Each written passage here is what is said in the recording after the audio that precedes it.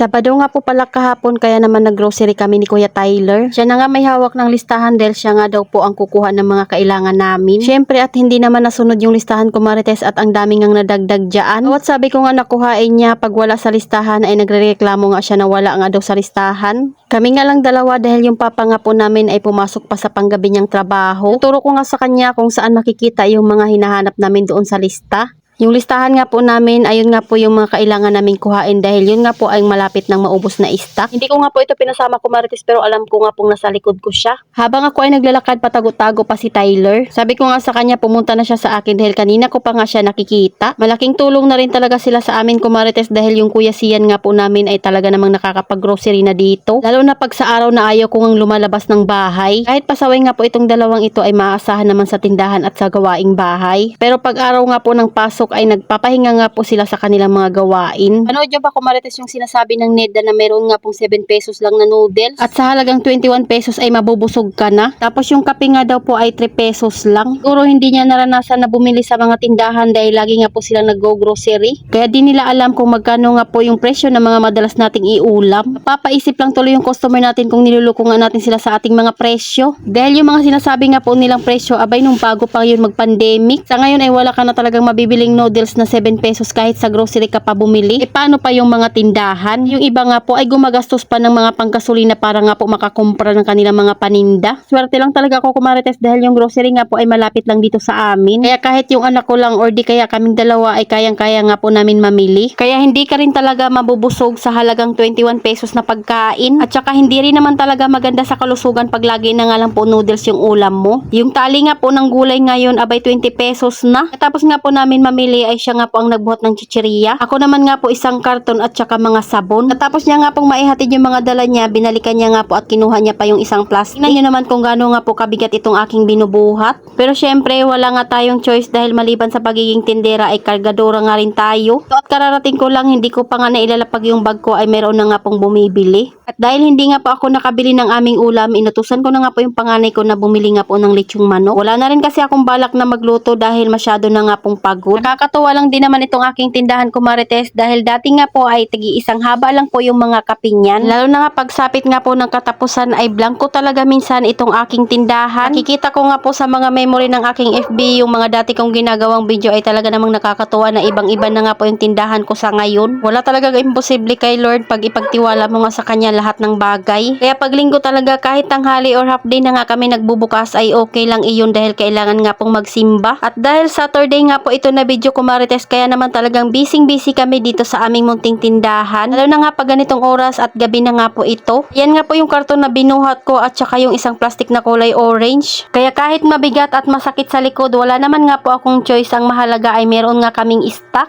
Ganito po talaga yung lagi kong ginagawa pag sumasahod si Jowa. Kaya naman talaga wala kaming pera Marites pag kayo nga po ay nanghihiram. Ano ba naman pag nakakahawak nga kami ng pera ay diretso bilhin na nga po iyan ng mga pangangailangan dito sa aming munting tindahan. Kaya kahit sabihin nyo na puno nga po yung tindahan namin, imposible nga na wala kaming pera. Kaya naman puno nga po itong aming tindahan dahil dito nga po napupunta yung mga hawak namin na pera. Nakakaipon na nga po kami at naibenta na namin ito, panigurado diretso na naman nga po kami sa grocery. Dahil ang puhunan dito sa aming munting tindahan ay ikot-ikot lang. Nabili ko palang biskwit ay meron nga pong pa-free na notebook iyon. Anong oras na naman nga po ako matatapos nitong aking pagdi-display, panigurado mauuwian na naman nga po ako ni Jowa na mayroon ngang ginagawa. Buti na nga lang talaga yung panganay ko siya na nga po ang nagsaing at bumili na nga po ng bigas. 1 kilo na nga lang muna yung aking pinabili dahil mabigat nga po pag 5 kilo. Susunod nga Marites, ayun nga po yung sisikapin ko na magkaroon kami ng puhunan para nga po sa bigasan. Pero syempre hindi natin ipipilit iyan habang wala pa tayong hawak na pera. Kakatuwa nga po yung swak na napili namin ay meron nga pong pa-free iyan na isa. Kaya dalawa na nga po yung kinuha ko kahit isa nga lang po yung nakalista doon. Sayang kasi yung libreng dalawa kong hindi makukuha dahil pwede nga rin po iyon inumin ng dalawa kong anak. O di kaya dagdag kita na naman nga po dito sa aming tindahan. Magtindera ka kahit Sabado at walang pasok ng mga anak mo, paniguradong marami ka pa rin gagawin. Nung natapos ko nga pong ayusin yan Marites at dumating na nga si Jowa habang kami nga po ay kumakain, ang sabi ko sa kanya ayan na yung pinaghirapan niya. Dahil kitang-kita na nga po na na napupuno nga po itong aming munting tindahan. Sabi niya nga po sa akin ay kami nga po ang naghirap nito. Siyempre, sino bang hindi matutuwa ko Marites kung yung pinagtrabahuan mo ay nakikita mo nga dito sa iyong munting tindahan. Kahit papaano nga po ay napapaikot ko ng maayos. Napapansin nyo nga ay hindi nga po ako masyado ngayon nag-o-order sa Orange app. Iba na lang talaga pagkailangan. Dalas nga pong dumadating sa akin ngayon ay mga paninda nga rin po dito sa aming munting tindahan. Dahil ang focus ko nga po talaga ay mapalago nga muna itong tindahan namin. Sana nga lang po ulit kami magpapaayos ng aming munting bahay. Pananatilihin ko na nga lang munang maayos at malinis ito para kaaya-aya pa ring tingnan.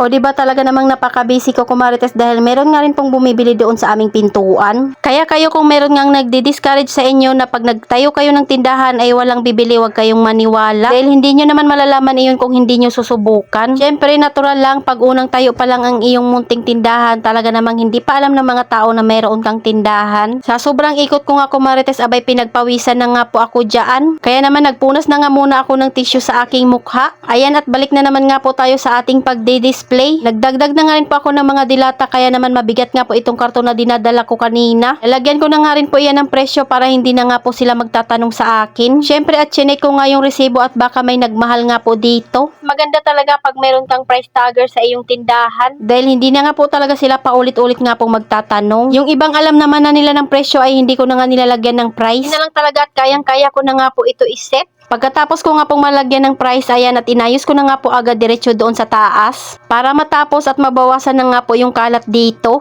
Lalo na nga pag ganito at maliit lang yung space natin ay kailangan talagang mabilis nga lang po yung kilos natin sa pagliligpit. At dahil marami nga pong nabawas sa ref ko Marites kaya naman nag-refill na nga muna ako doon. Hindi na lang talaga at nag-stock nga po ako ng Sabado ng soft drinks pero ayun nga po at mukhang kukulangin nga po ngayong linggo. Wala na nga po sa isang case yung natira doon sa in-order kong dalawa. Iba ko nga pagliligpit ko Marites abay hindi ko na nga kinuhaan ng kamera para nga po matapos lang talaga ito kaagad. Ganito talaga ang buhay pag content creator ka at meron ka pang tindahan. Ito talaga yung mabenta sa akin pag Saturday at Sunday. Ubusan nga po ito ng alak dahil siguro ito nga po yung pinakapahinga ng mga tatay. Buti na lang talaga yung jowa ko ay hindi umiinom at hindi nga rin nagyuyosi. Kaya naman talagang nakakaikot itong aming puhunan. Mili nga muna siya ng tube ice kaya ayan iniwan nga muna niya yung pera niya pati nga po yung binili niya. Hindi nga po na kasi ako nagtitinda ng tube ice para hindi nga po masikip doon sa harap namin. Kaya naman sinisikap ko talaga na lagi nga pong makagawa ng yelo. Pero syempre pag pagod ka ay talaga namang minsan ay hindi ka rin makakagawa. Kung ganito lang sana kabilis maglinis pag naka-fast forward,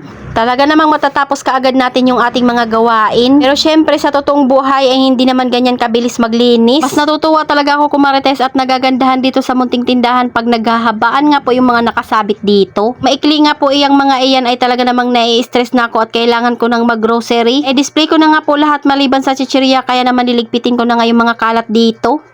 Nakalimutan ko nga Marites na meron pa pala akong sabon na kailangang ayusin. Akala ko nga ako ay tapos na. Kaya ayan at naglilinis na nga po ako dyan. Pero pagkatingin ko nga po doon sa tabi ng chichirya ay may nakita pa nga po akong mga sabon. Kaya no choice nga po ako na tapusin ko nga muna itong mga sabon bago nga po ako magpahinga. Umabot na naman nga po kami ng madaling araw sa kakaayos dito. Mating na rin pala si jowa ko Marites pero kumakain nga po siya. Ako naman nga po ay kumain na at magkasabay nga po kami kumain. Pero ayan at tatapusin ko nga muna ito. Syempre at hindi ko na nga pinakita sa inyo dahil talaga namang baka abutin pa tayo ng anong oras dito. Nagugupit ko na nga po itong sabon dahil ito talaga yung madalas na napupunit. So ayan at nakatapos na nga rin po akong mag-ayos Marites at punong-puno na naman nga po itong aming munting tindahan.